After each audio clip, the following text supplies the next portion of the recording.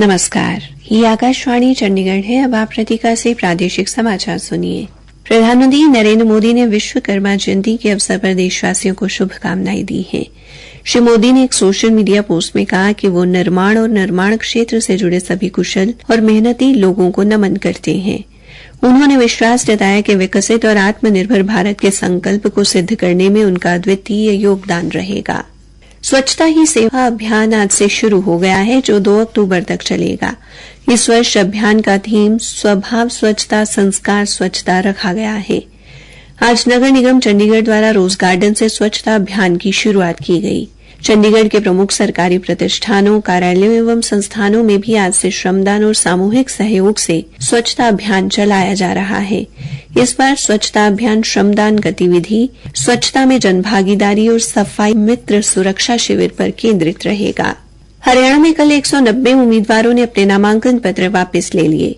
मुख्य निर्वाचन अधिकारी पंकज अग्रवाल ने मीडिया को बताया कि अब 1031 उम्मीदवार चुनाव मैदान में रह गए हैं। उन्होंने बताया कि 13 सितंबर को नामांकन पत्रों की जांच के बाद 1559 उम्मीदवारों द्वारा दाखिल 1746 नामांकन पत्रों में से 1221 नामांकन पत्र वैध पाए गए, जबकि 338 की उम्मीदवारी रद्द कर दी गई। उन्होंने कहा कि कल नामांकन वापस लेने का अंतिम दिन था। श्री अग्रवाल ने बताया कि 2014 के हरियाणा विधानसभा आम चुनाव में 1351 उम्मीदवार चुनाव मैदान में थे, जबकि 2019 में 1169 उम्मीदवारों ने विधानसभा चुनाव लड़ा। काबिले गौर है कि हरियाणा में विधानसभा चुनाव की सभी 90 सीटों पर 5 अक्टूबर को मतदान होगा। मतगणना 8 अक्टूबर को होगी और चुनाव परिणाम उसी दिन घोषित किए जाएंगे। हरियाणा में कल कई उम्मीदवारों द्वारा नामांकन वापस लिए जाने के बाद सभी विधानसभा क्षेत्रों में प्रत्याशियों को चुनाव चिन्ह आवंटित कर दिए गए हैं। प्रमुख राजनीतिक दलों को उनकी पार्टी का चुनाव चिन्ह ही आवंटित किया गया है, जबकि निर्दलीय उम्मीदवारों को अलमारी, सिलाई मशीन, गैस चूल्हा व लैपटॉप आदि चुनाव चिन्ह आवंटित किए गए हैं। कल फरीदाबाद विधानसभा क्षेत्र से आजाद समाज पार्टी की निशा वाल्मीकि ने अपना नामांकन वापस ले लिया। आजाद समाज पार्टी जननायक जनता पार्टी के साथ गठबंधन में चुनाव लड़ रही है। कल नाराज नेताओं को मनाने का सिलसिला भी चलता रहा। करनाल की पूर्व मेयर रेणुबाला गुप्ता ने बीजेपी प्रत्याशी जगमोहन आनंद के पक्ष में प्रचार करने का फैसला किया। भारतीय जनता पार्टी ने रेणुबाला के पति और बीजेपी के जिला कोषाध्यक्ष बृजभूषण गुप्ता को कार्यकारी जिला अध्यक्ष के पद पर नियुक्त कर दिया है। प्रदेशाध्यक्ष मोहनलाल बड़ौली ने उनका नियुक्ति पत्र जारी कर दिया है। उधर बल्लभगढ़ के प्रमुख फतेहपुरिया संगठन ने बीजेपी प्रत्याशी मूलचंद शर्मा को अपना समर्थन देने की घोषणा की है।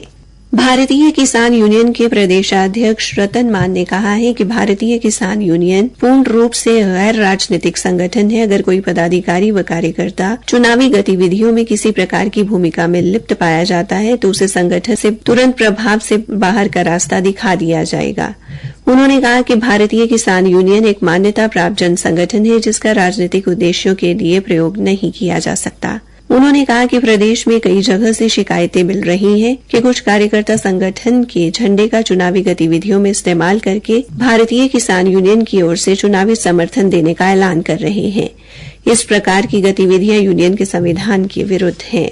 हरियाणा में अटल भूजल योजना के तहत अब तक 1647 ग्राम पंचायतों में आंवला, महुगुनी, बड़व, पीपल सहित विभिन्न प्रकार के 6479 पौधे रोपित किए गए हैं। अटल भूजल योजना हरियाणा के परियोजना निदेशक और मुख्य अभियंता डॉ सतबीर सिंह कादियान ने राज्य कार्यक्रम प्रबंधन इकाई द्वारा संचालित अटल भूजल स्वामित्व अभियान की समीक्षा के बाद ये जानकारी दी। डॉ कादियान ने बताया कि इस अभियान के तहत न केवल वृक्षारोपण किया जा रहा है, बल्कि पौधारोपण के बाद पौधों की देखभाल के लिए उनके स्वामित्व का भी निर्धारण किया जा रहा है। यह अभियान इस वर्ष 1 जुलाई से शुरू किया गया है। उन्होंने बताया कि पेड़ प्राकृतिक जल शोषक के रूप में कार्य करते हैं, क्योंकि उनकी विस्तृत जड़ प्रणाली वर्षा जल को अवशोषित करती है। इसी के साथ ये समाचार बुलेटिन समाप्त हुआ।